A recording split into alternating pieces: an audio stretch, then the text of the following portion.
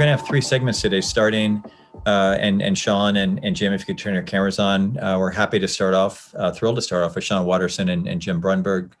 Sean from the Happy Dog in Cleveland, Jim with Mississippi Studios and other hats that he wears out in Oregon. These are the national co-chairs of the National Independent Venue Association Task Force on Save Our Stages implementation.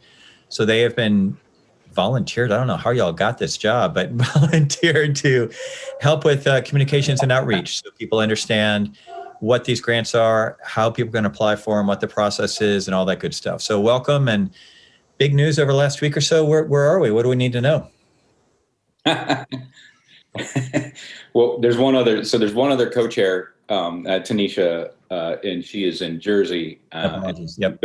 She couldn't be on the call today, but I think to answer your question about how we got the job, I think Sean and I both operate small venues, and we were worried that a lot of our friends who also operate small venues were going to fall through the cracks. And some of these people are people who have mortgaged their homes and taken out personal guarantees on loans to keep their venues alive. And we wanted to make sure that this program was reaching its intended recipients to keep the music economy and ecology of venues alive, from the gritty little corner venue bars on the streets of New Orleans to the jazz clubs of New York, up through the performing arts centers and larger venues. So that's how we got the job, is we kind of stupidly volunteered for it.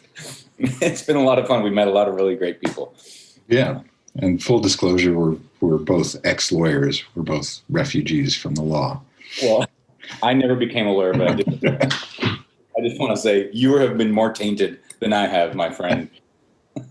Well, and actually, Sean, I mean, that's been important that you, and this is, part of what's so fun about the music community is everybody has these twists and turns and how you wind up where you are. And you have extensive public sector service. You've worked in government. You've seen how this stuff works. You kind of, have that knowledge base, which has been really helpful as our whole community. Many of us, I mean, I'm fortunate that I work in policy. So a lot of this, is stuff I've worked on for a long time. But for most of us, the idea of taking a concept like Save Our Stages and putting together a relief package that then not only makes it through Congress, but then gets implemented as a funded program out of a federal agency is really daunting. I mean, it's a lot of work. And I know that people are frustrated that it's been 4 months to get to this point, but we're there. So as we're thinking about, all the different constituencies that need to get ready, I mean, what are some of your takeaways and what are some of the resources that you would point people to as they get into the kind of that final decision-making process?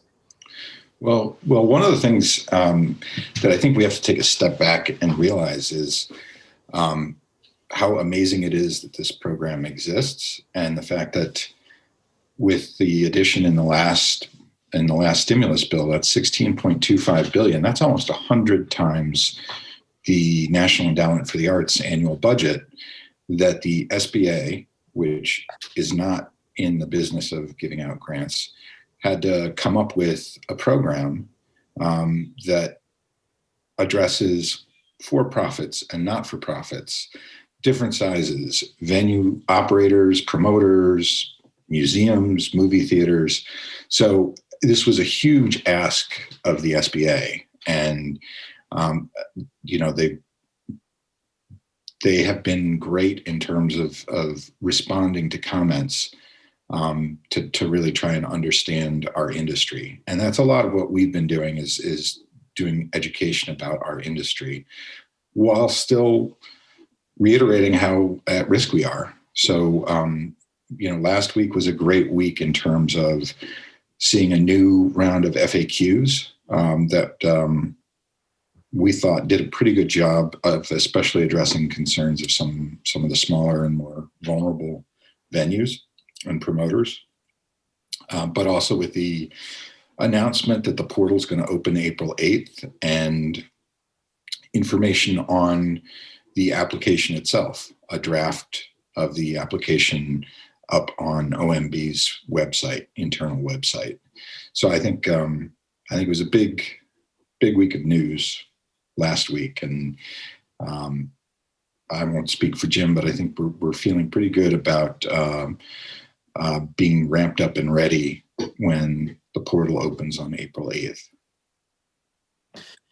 And just to appreciate that, Sean, and to kind of build on that, those of us who have been doing this work for longer than we'd like to admit, went through some, I think there's some hard lessons in the American Recovery Act back in 2009, which was nowhere near the scale of these bills. It was only around $700 billion. But when the Obama team came in, there was some very significant money put into some innovative ideas and concepts that maybe didn't have the infrastructure or sort of the mechanics behind it to make sure that the vision of what they're trying to accomplish would actually work in terms of how the money was spent and tracked and documented and all that. And it choked off some really interesting, and I would argue from a personal standpoint, important policy priorities, especially a lot of money around weatherizing homes and thinking about green new job strategies and things like that, that again, just the pieces weren't in place, and they wound up being just choked off because they just didn't work. And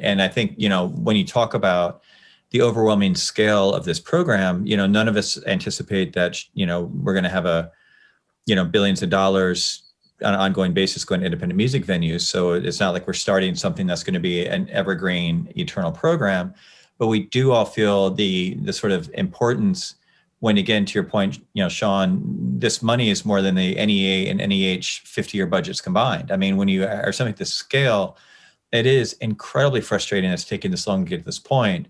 But again, and we talked about this in last week's program, just trying to be in a mindset where we just are assuming that people have good intentions, that they're doing the best they can do. They're trying to get the facts. They're trying to do it right. We've got to be able to, we have one shot at this thing. So it's going to be amazing to kind of see where it goes when we get to that point. What are some of the resources? Again, Alex has put in a bunch of the SBA resources in the chat, and again, links back to the NIVA pages. Are there any other resources or events or things that you would recommend that interested stakeholders be participating in? Or do you feel like SBA is sort of, if you're on top of what they're proposing and recommending, that's the best place? Or what are you thinking? I see you just put something in the chat.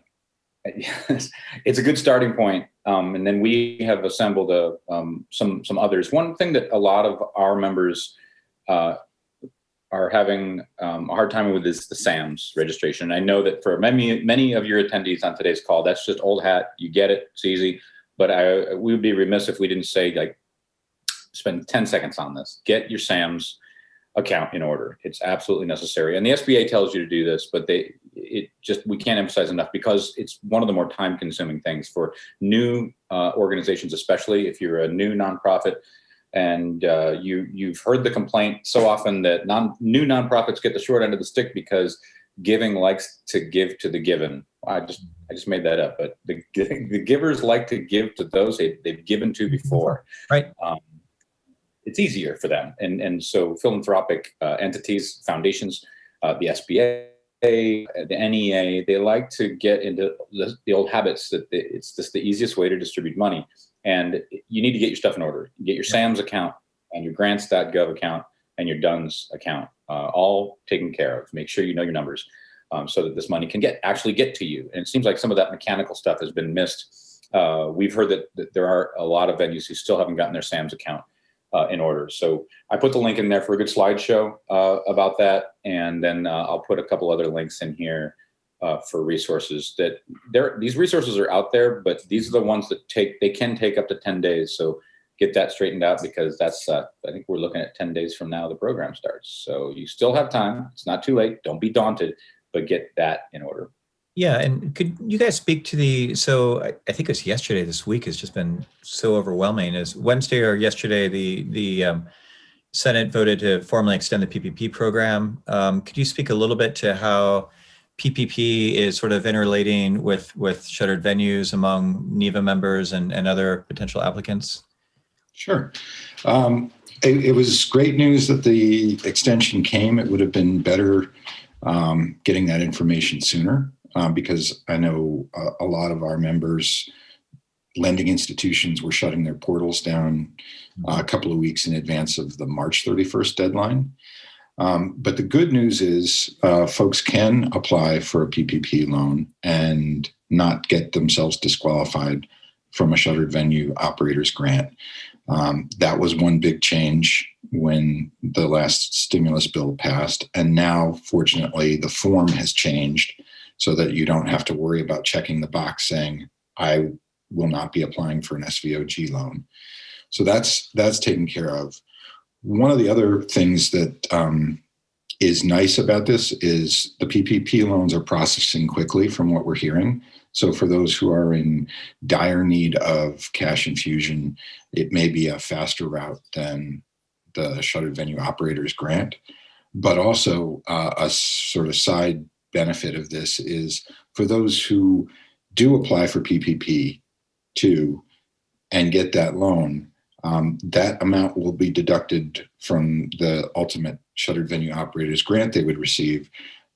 What that means is there will be more money in Shuttered Venue Grant in the SVOG program, because the PPP dollars that come out will be PPP dollars. They won't be SVOG dollars, not to throw too many acronyms out. But the flip side of that too is to keep in mind that if you are applying for a PPP loan, the PPP rules apply on the use of funds, and you have to go through the process for getting those loans forgiven. It's not like that magically converts into an SVOG grant at a later date. So hope that helps. It does, and it helps, and also reinforces that, again, this is a new competency for most of us, and we haven't been thinking about these. I mean, obviously these acronyms are new acronyms. We haven't thought about these processes. Jim, your point about sort of getting the early stuff done so you're at least eligible to make informed decisions is so critical. If folks have questions, we're going to lose Jim and Sean in a couple of minutes. So if you have questions, pop in the Q&A. I do have one more sort of, I don't know if it's a strategy question per se, but we have so many people participating today in the audience and as our next guests who actually work for cities and work for the public sector. And I'm just curious if you have advice for them as they're getting a lot of questions from potential applicants or people who are just at the end of the rope. They just don't know what to do next. Are there sort of, again, other than directing the SBA and the local offices and things like that, are there some themes or some ideas or some examples you've seen of cities or counties or even states working to sort of educate, mobilize, and resource their community? Yeah, I would say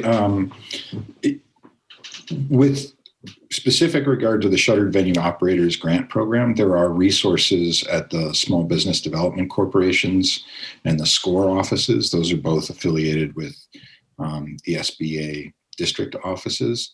And we've been referring folks to those resources. But more broadly, if we're talking to public officials, I think the message is this is art and this is important to the life of and the economy of cities.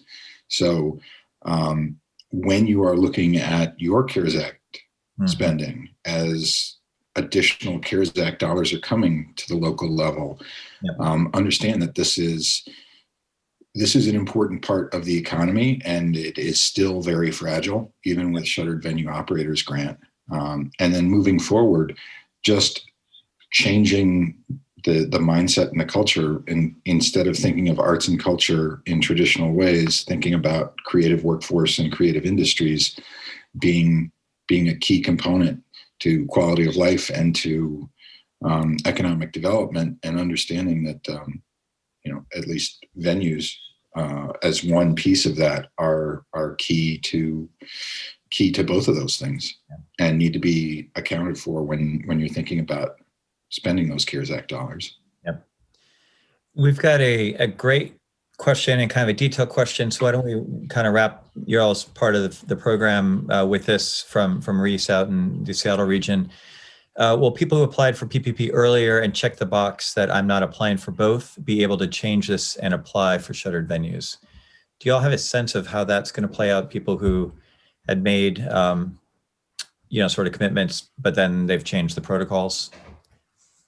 Yes, that's been the main issue we've had to focus on. The PPP application that I'm trying to share with you, that I will share with the updated application, is something most banks should be using, an updated application that doesn't have a checkbox. That's for people who are applying this week. Yep. For people who already applied, we are told that the SBA will act as if the new rules applied, and it will date retroactively back to the beginning of the PPP2, which is the one that was passed in January. So PPP1, it doesn't make any difference. So don't worry if you're thinking about your PPP1, that's okay. And furthermore, CARES Act funding doesn't count against you when you're figuring out which priority period you fall into. I'm trying to get everybody the link to the current PPP application that the SBA has instructed banks to use. Pretty much we've found that the better part of CDFIs and smaller banks have adopted the new form. And Square and PayPal and other lenders. Isn't that funny that Square and PayPal are where we go to borrow money now? I'm not endorsing them. I'm just saying they've adopted the new form. But some of the larger banks like Chase and Bank of America and Wells Fargo, we're finding that they're not adopting it. But our strong opinion, and we can't recommend things and we're not going to advise you on what to do, but we are told that if you check the box, you're going to be okay. Now, again, it feels really weird to check a box saying you're not going to get a grant that you need really badly. So I'm not advising you to check that box, but I am going to supply you here, come hell or high water. I'm going to get you this application, which I'm going to put into a shareable document during this webinar. So that you can show it to your bank, work your way up the chain, say, hey, this is the current application. That box isn't there. Awesome. Jim and Sean, thank you so much. I know you guys have so much on your plates, and we appreciate, and again, and I know it's not just you guys, it's a whole army of folks who've been just doing unbelievable work to get to this point and get through this point. So thank you for joining us this morning. It's great to see you both. And Sarah and Erica, why don't you turn your cameras on and we'll transition to our next segment. Thanks, guys.